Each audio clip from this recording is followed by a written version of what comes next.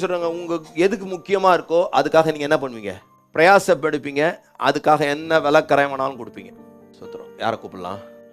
பிரியகுமரன் வாங்க, இந்த தண்ணி குடிங்க கொஞ்சோண்டு. குடிச்சு கத்திரிக்கு சொல். இப்படி குடிச்ச தண்ணி நல்லா இருக்கா? நல்லா இருக்கு. ஓகே,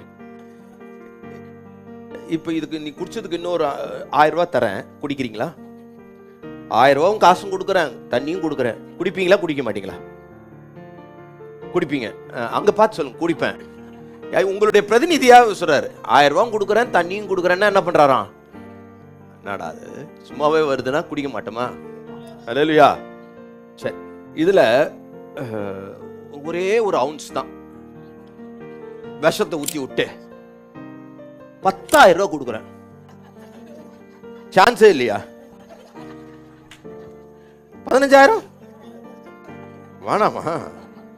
50,000 50,000 கொடுத்தாலும் குடிக்க மாட்டாராம். அல்லேலூயா. ஆமென். 50,000 கொடுத்தாலும் குடிக்க மாட்டீங்க. சூப்பர். கற்பனை தான். 10 மாச குழந்தை இருக்கு, சரியா? 10 மாச குழந்தை பாம்பு கத்திச்சு, காலில் கொத்திடுச்சு. இப்போ நீங்க அதை எடுக்கிறதுக்கு ஒரே வழி உங்களுக்கு தெரிஞ்சது, அதை அந்த ரத்தத்தை உறிஞ்சி கீழே துப்பணும்.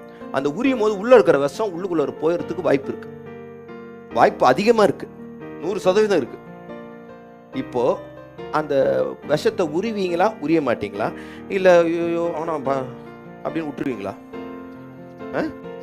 உள்ள போயிடும், பரவாயில்ல, காசுலாம் கொடுக்க மாட்டேன், உரிச்சிருவீங்க. ஏன் இப்ப உரிறாரு? குழந்தை எந்த என் ரத்தம் என்னுடையது, அதுக்கு விலையேற பெற்றது, என் பார்வையில ரொம்ப முக்கியமானது. அது முக்கியமானதுனால என் ஜீவனே போனாலும் போட்டோம், அதை எப்படி மீட்டுருவேன். தேங்க்யூ. அப்ப முக்கியமும் நீ ஃபீல் பண்ணிட்டீங்கன்னா அதுக்காக ரத்தத்தையே இல்ல உயிரோடு கொடுப்பீங்க. ஒரு ஆத்மா முக்கியமானது நீங்க ஃபீல் பண்ணிட்டீங்கன்னா அதுக்காக உயிரே கொடுத்துருவீங்க. உண்மையா இல்லையா? நம்ம ஆத்மா முக்கியம் இல்லைன்னு நினைச்சிட்டோம், அது அப்படின்னு நோ நோ நோ, ரொம்ப காஸ்ட்லியா இழந்துட்டு இருக்கோம். ஆமென். ஜன திரட்சி ராஜாவுக்கு மகிமை.